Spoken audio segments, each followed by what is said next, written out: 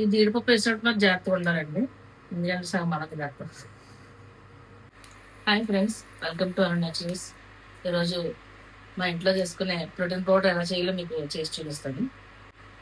Flax seeds, sunflower seeds, watermelon seeds, కాజు, పిస్తా, బాదం, ఇది గుమ్మడి,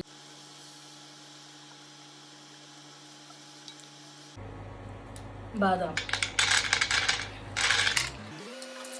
పిస్తా, పంకిన్ సీడ్స్ అంటే గుమ్మడి గింజలు, దోసగింజలు, వాటర్ మెలన్ సీడ్స్, ఇప్పుడు సన్ఫ్లవర్ సీడ్స్.